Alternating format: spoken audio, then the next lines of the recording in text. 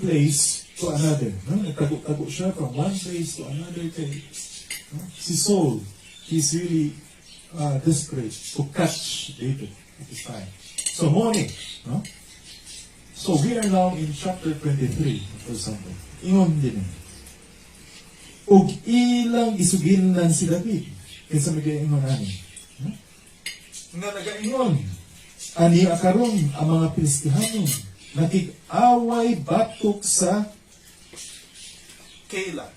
Okay, asa na yung Keilah? Lugar ni siya. No? It is a city. O nagapanulis sa mga giukanan. Busa si David, nangutana sa Ginoo nga nagaingon. Wadto ba ako? Ug mugasbag niining mga Pilistihanon? So, i-consult siya sa Ginoo. O kung sa'yo nitubag si Ginoo. Lakaw.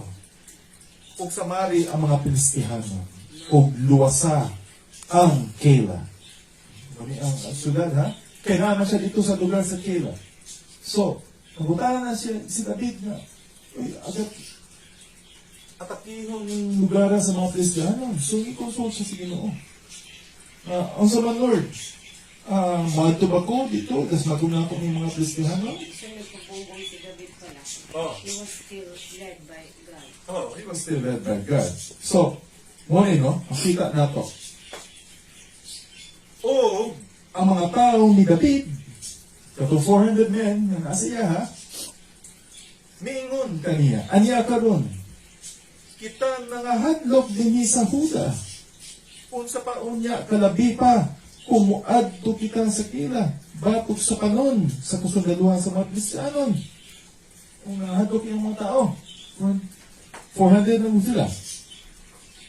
Unya, nangutan na pag-usap si David sa Ginoo. Kung ang Ginoo, mitupag kaniya og mingon, tumindog ka, lumugsong ka, ngadto sa Keilah, kay itugdan ko ang mga Pilistihanon sa imong kamot. Dili pala muhunong sa kakadali. Ato muna unaon. Di ba once sa iyang kinabuhi, in the previous chapters that we have studied, di ba niabot sa point si David na ang nalimot siya o pangay kabang sa Ginoo. Nainumdum mo katong storya na tuwa sa Gath sa lugar sa mga Pilistihanon. Diba? Lugar man to sa mga Pilistihanon. Yet, sabihan niya atubang sa sahari, si Akish, no? Kung sa gihimo ganin niya, kaya na-corner naman siya. Nagpabangbuang siya. Nagpabuang-buang siya. And that was the most stupid thing that he did in his life. Kaya wala siya naunsuka sa Ginoo. Here, Siya nag-ampo. story, no? Nakita nato ang maturity ni David. Hinibalik sa iya. Because, gitawag naman siya si Ginoo.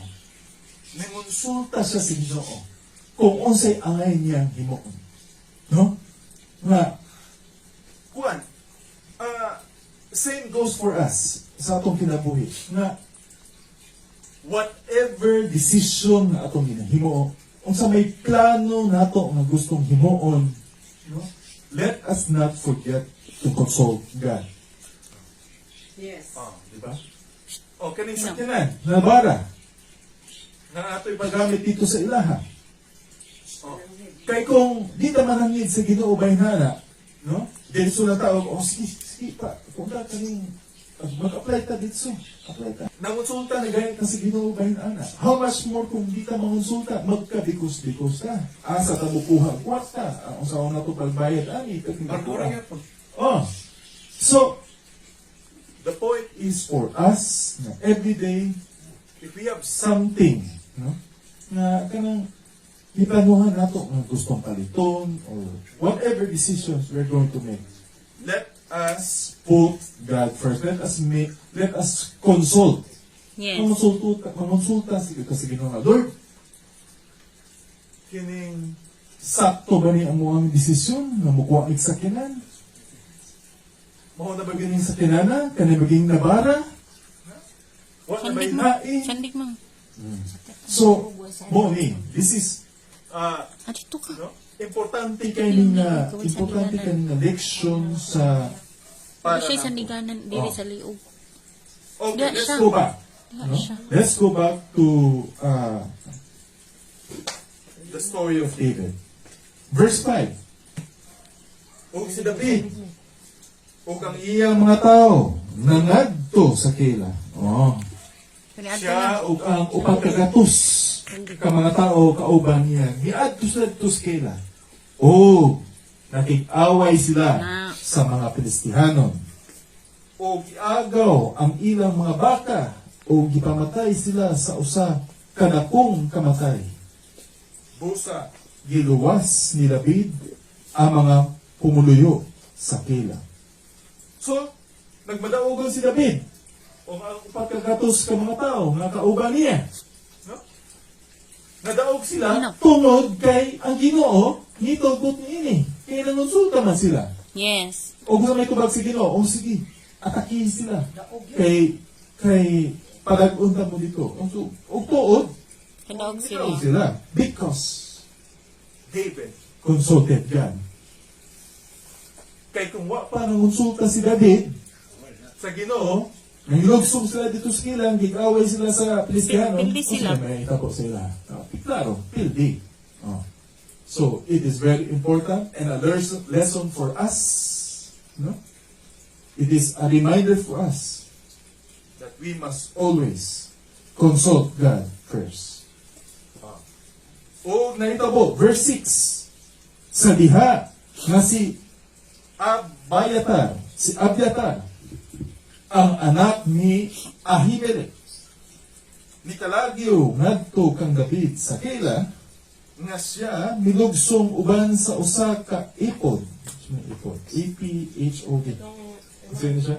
Sa pari, no? Pari. Oh. Diha sa iyang kamot. O gisugilon kang Saul, uy. Isumbong. So, more than espiya ni si Juan, si Abiatar. Isumbong siya kang Saul. Gisugilon kang Saul nga si David ni adto sa kila. O si Saul niingon. Kinsa na si Kuan? Kinsa nang isumbong? Abiatar. Si Abiatar, anak ni Ahimelech. Okay. Pare. Oh. Si Ahimelech. Namatay naman. Si Ahimelech namatay na. Namatay na. Papatay man siya ni Saul. Oh, Oh. pero kato si Kuan, masing nagpaadto-adto to siya kay parang madlok mong good siyang Madamay siya. Oh. Patay. So, mo na. So, nag-espiya din siya. Sumbong niya kang Saul. Si Abiatar, anak ni Ahimelech. O, gingnan niya si Saul na, Saul, nakit-an ako si David. Dito sa kila. Abiatar? Abiatar. Abiathar. Abiathar. O dahil sa pagkadungog ni Saul sa giingon ni Abiathar, giingon siya, ang Diyos nagtugyan kaniya sa akong kamot. Grabe ka inang confidence ni Saul. Kay nagtugid siya nga,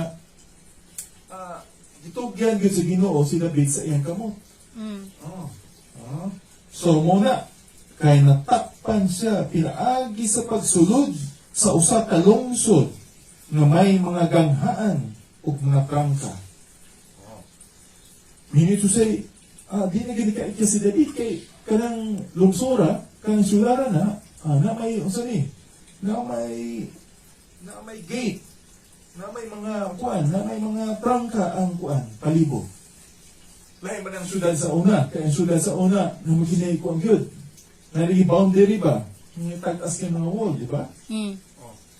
Para sa Jericho, ingana. So, 45 kayo ang kuan, ang city. So, muna. So, nagtuo si David, nagtuo si Saul nga, dininikikakya si David. Tungod sa gate, sa mga tangka.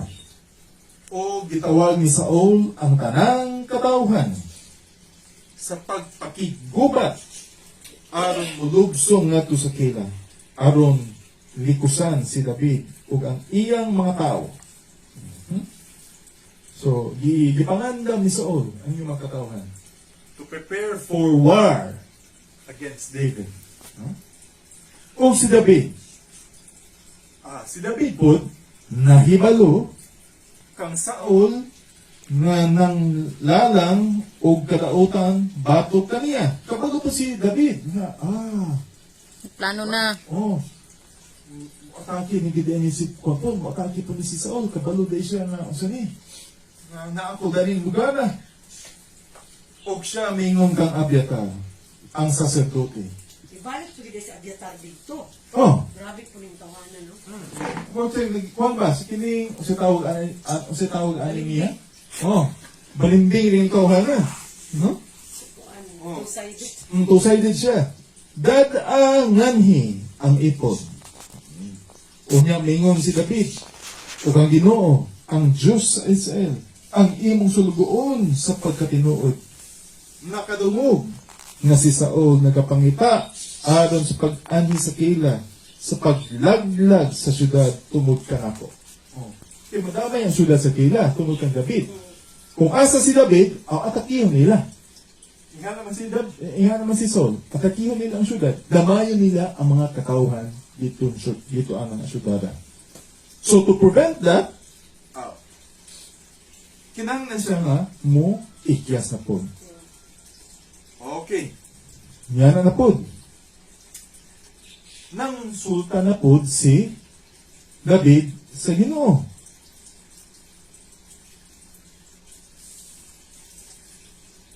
Muna, nung yanangin siya, no? Ngingon si David. No? Muna ni, katong ngingon na, o Ginoo ang Diyos sa Israel, ang imong sulugoon sa pagkatinuod na kadungog, nga si Saul nagapangita, aron sa pag-ani sa kila, sa paglaglag sa syudad tungod kahako. Itugyan bakha ako sa mga tao sa kila, ngadto sa iyang kamot. Okay, hari ng mata. Mulugsong bakha si Saul sumala sa nalugog sa imong sulugoon. O Ginoong Diyos sa Israel, ako nagapakiluoy kanimo. Sugin ni ang imong sulugoon. So, nakita niya ang concern. No? Naa siya concern kahit tungkol sa syudad. So, what did he do? So, nangonsulta siya si Ginoo. So, nga na po dapat, kung natin mga concerns po sa itong kinabuhi, it's not just nga kung sa mga desisyon na itong Panginoon, kung natin mga kabalaka, kung sa yung mga po, ang puta, lughan na po. Sige no, consult ka. Consult ka. Di ka mahadlok. Ayaw ikaulaw ang pagpangonsulta sa Ginoo. We ask God. Mula gatang nag-istorya sa Ginoo. Di ba? We consult God. Oh Lord, usa ka man ako ni. Asa man ko ani, usa may himo na ako. This is what David did. Huh? So, unsa may tubag sa Ginoo? Ug ang Ginoo mingon, siya mulugsong. Kinsa mulugsong? Si Saul. So, pangitaon gid siya. O pangtaon siya. So what did David do? Napasay usap ka pangutana. Unya mingon si David. Itugyan baka ako ug ang ako mga tao sa pila ngadto sa kamot ni Saul? Yes. Kung sa may tubag ni Ginoo, sila magatugyan kanimo. Tugan man gid sila. Di mo mamakapit. Oh. Hari ka ng plano. Ang Ginoong itubag, sila magatugyan kanimo. So, immediately, kung sa may gihimo ni David, what did he do? Niya si David, o ang iyang mga tao, na may unong kagatos. Uy, nihimo ng unong kagatos, nihimo ng 600. From 400 to 600. Ano mo siya ng kuwan? Ming tindog, o ming pahawa, gikan sa kila. Ikyas dahil siya. Wala na sila. Gikan sa kila, og nangadto sa bisan diin nga dapit nga ilang arang kaadtuan. Og gisugilon kang Saul nga si David nakalagyo gikan sa kila og wala siya mupadayon sa pag-adto. So wala ni padayon si Saul nga mga katawhan dito sa kila kay nakaduog man. Nakahiling man siya na wala na, nakaikyas naman si David dito. So, wala na siya yung kadayon. O si David, ang sabihin mo ni David, nagpuyo sa kamingawan, sulod sa mga maligong salikdanan. og napabilin sa kabungturan sa kamingawan sa Zip. Oh, Spelling. Wilderness of Zip. Z-I-P-H. Zif. Zip. Okay. Dito na po siya. So, no, makita nimo ang kuan ba, ang sugilano ni David. Kay pugante na gud siya. Gihanting na gud siya ni Saul. So, pila na kalugar ang iyang gibalhinan. No? Gikan sa kila, karon na napud siya dito sa Wilderness of Ziph. Okay? Z-I-P-H. O si Saul, kung sa minikabo, nagpangnita kaniya adlaw-adlaw. Ganyan man ka, adlaw-adlaw? Every day? So, kinahimo, kuang yun ka ng, wag yun po si Saul sa pagpangita kang David. So, you can imagine nga doon na sa ipang sugo everyday nga, sige, ato na rin lugar, ikaw, dito po ka. Pagtaag yun, ayaw din mo undan o pangita kang David. I-report sa ako Dili pa bari si David anang time, no? Ha? Dili pare si David, no? Hindi pa. Wala pa siya gi-anoint. But the Spirit of God na nasa iya, ha? Oh. So muna. So, si Saul nagapangita kaniya adlaw-adlaw. Apa ng Diyos wala magtugyan kaniya ngadto sa iyang kamo. So wala gyud gitugutan sa Ginoo. Wala gyud gitugot sa Ginoo nga masakpan si David ni Saul. Ug nakita ni David nga si Saul nahiabot sa pagpangita sa iyang kinabuhi. O si David dito sa kamingawan sa Zip sa kalasangan. Oh, dito na siya. O si Jonathan. Uy, Yung friend. si Jonathan. Oh. Kinsa ka si Jonathan? Kinsa may mong, kung sabi mong hinumduman kang Jonathan.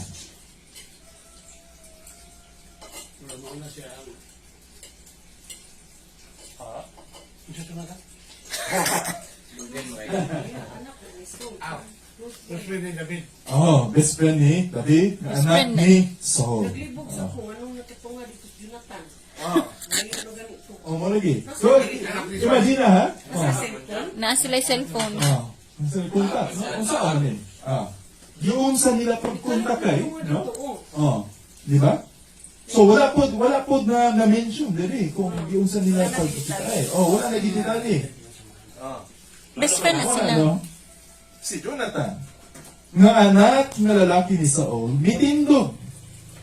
O miadto kang David, ngadto sa kalasangan, o nagpalig-on sa iyang kamot, diha sa Diyos. Of how they were able to meet, no? How they were able to communicate, wala na siya naka-record, ani. Basta lang nga, nakita na sila ito, i-add to ni Jonathan si David, kung asa siya, o iyang gipalig-on ang iyang kamot diha sa Diyos. Kung siya mingon kaniya, David, ayaw kahadlok kay ang kamot ni Saul, nga akong amahan, dili makakaplag kanimo. O ikaw mahimong hari, ibabaw sa Israel. O ako ang sunod kanimo. Meaning to say, siya ang musunod nga hari after kang David. Magpaulira siya. Oh. So, Jonathan? nakita ni Jonathan nga, kung hindi ang pinili sa Ginoo. So, nga mag-una-una man ko. Regardless kung anak siya ni Saul, kay supposed to be ang lineage and successor, kung man sa amahan, ang anak mo sunod. Pero siya, willing siya. But God, si Jonathan. Butan kay si Jonathan. Makita din mo ang kabutan ni Nga ba Jonathan. na kung tawagan o Jonathan? So, Hindi ko mga anak. mo naman na. So, nakita ni Jonathan nga, wow, musunod ko kung David, kung kalusan, mo gina. So, iyang gitininuod ang iyang pakiksaan niya kang David. So, in other words, he is a loyal friend to David. So, muni, ingon siya, ug ikaw, mahimong haling ibabaw sa Israel, ug ako ang sunod kanimo. Umiana, usab, si Saul na akong amahan, ng hibalo. O silang duruha naghimo o pakigsaad sa tubangan sa Ginoo. O si David nagpuyo sa kalasangan. O si Jonathan miadto sa iyang balay. So nag-one each na po sila. Ipali sa David sa kalasangan dito sa wilderness of ano ito? Ano sa wilderness? Ziph. Ziph. Z-I-P-H. Si Jonathan bibalik sa iyang balay. Unya, ning-tunas ang mga Zipihanon o ang mga katawhan dito sa Zip. Ha? Ngadto kang Saul, ngadto sa Gibeya, nga nagaingon, wala ba si David magtago uban kanamo sulod sa malig-ong sa lipdanan dito sa kansangan sa kabungturan sa Hakila nga atuan sa dapit sa bagatan sa kamingawan? Uy, mingsumbong ang mga katauhan sa Zip. Kang Saul, mingsumbong na po sila nga, di ba? Si David, mahal nga hari, nagkig uban o puyo sa amua dito sa malig-ong sa lipdanan. Oh, so, gisumbong na po nila si Saul. Si David. Gisumbong nila si David. Nga kang Saul nga, nasa nagapuyo gani sa among lugar, sa Zip. Busa karon o hari, lumugsong ka, sumala sa tanang tinguha sa imong kalag, sa paglugsong o kang among bahin, maulamang ang pagtugyan kaniya sa kamot sa hari. Gustong ipadakop sa mga katawan sa Zip, si David. At kang Saul, o si Saul miingon, mga binulahan kamo sa Ginoo. Kay kamo may pagbati ka na po. Lakaw! Akon nangaliyo po kaninyo. Paniguruha gayud o gibalui o kang awa ang iyang dapit na kanunayan o kinsa ang nakakita kaniya didto kay kini gisugilong kanako nga siya malihay. Busa tanawa o paniira ang tanang mga hukanan nga dapit diin siya magtago. So, gisugo yun nga, kung ano yun, tutulig yun, asa ang mga shortcut na asa muagi si David, iyang mga katauhan. Tanawa yun, ang tanang dapit nga pwede niyang, pwede niyang masuok. Kung asa si David siya mo ikyas ng mga shortcut niya. So, kung yun, gipaniiran yun ni Saul. Ang mga katawhan sa Zip. So muna, ug sila nanindog, ug nangadto sa Zip. Sa unahan ni Saul, apan si David, ug ang iyang mga tao, dito sa kamingawan sa Maon. Lain na po nga sa wilderness. Maon. Maon, M-A-O-N. Oh, gikan sa Zip, bali na po laing lugar si David, dito sa wilderness of Maon. So, makita gibitaw nimo nga kasi na mo gini ang kinabuhi sa pugante. From one place to another kay siyempre ano sa pangita. Di pa good. So wa pa gisay courage. No? Na So makita nimo dali nga nagapoy kadto si David. Sure. Oh, kay galikay-likay pa man gyud gihapon si David. From one place to another. Pero wala ba yung sala si David? Wala di siya. Luwi kay siya. So, siyempre, respetan na lang po ni David kang Saul. Kay, siyempre, si Saul, at this time, sa pananaw ni David, kuha mo gyapon siya. Hari. Pinilang gyapon, hari. Tinugyan gyapon siya sa Ginoo. So, wa siya mahimo. Kung dili, muli kayo lang kang Saul. So, muna,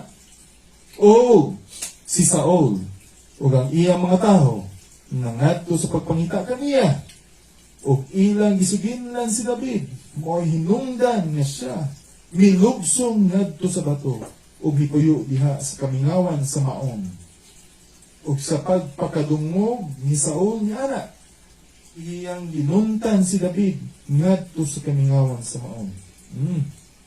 So gigugod niya si David dito sa wilderness of Maon o si Saul niadto ni ining pikas sa bukid. O si David, ug ang iyang mga tao niadtong pikasa sa bukid. So naa sila sa other side of the mountain, no? Na sila sa usa ka mountain, pero ang grupo ni Saul nasa pikas nga side. Ang grupo po ni David na po sa pikas nga side. So wag di sila nagkinanay. So ug si David nagdali aron sa pagpahalayo tungod sa kahadlok kang Saul. Kay si Saul ug ang iyang mga tao naglikos kang David ug sa iyang mga tao aron sa pagdakop kanila. So, apan may niabot nga usa ka sulgoon kang Saul nga pagaingon. Pagdali ka mo ug mari kay ang mga Kristiyanon ning asdang yuta. Meaning to say, na-divert po ang attention ni Saul. Kaya ang uswa sa iyang mga sulgoon nag-ingon na pagdali mo balik kay ang mga Kristiyanon ipadulong mo atake na pud. Kaysa, Oo. Saul. Di kay sa Saul. So, busa si Saul, mibalik gikan sa paglutos kang David. Og miadto batok sa mga Kristiyanon. Busa. Gitawag nila katong dapita nga sila hama iko. Lot. Ha? Sila hama liko. Sila hama Lugar liko. na. Lugar. O si David miadto gikan didto og nagpuyo sa sulod nga malig-ong salipdanan sa Engedi. So dito natapos. Diri natapos ang story sa chapter, no? So our lesson, no? Study. Ang lesson nato din is nagpahinumdum ka nato na as always, whatever situation we are in, no? So, unsa man ganing problema atong giatubang, nga pagsulay nga atong giatubang, let us not forget to again consult God for everything. No? Kay wala may mawala kung di ka mangonsulta sa Ginoo. No? Mo jud. Ang Ginoo gyud itong pangonsultuhan. Dili ang tao, di ka mo salita tao. Diretso kasi Ginoo. Kaya ang Ginoo mismo ang nahibalo sa itong mga circumstance sa itong kinabuhi. In David's situation, no? Nahimo siyang puganti sa pananaw ni Saul. So, sige man siya tago-tago. So, unsa may himuon niya? No? Oh, ang iyang gihimo, ani, is a very good example. He consulted God. No? Na gihan siya sa Ginoo. Regardless sa iyang pagkapuganti sa pananaw ni David, apan sa pananaw ni Saul. So, our lesson here, once again, reminding us, no, na mangonsulta dito sa Ginoo sa tanang panahon. No. In whatever circumstance, in whatever situation we are in. Kung nata sa kaharuhay, nata sa kalisod, always consult God. This is my prayer this morning. Amen.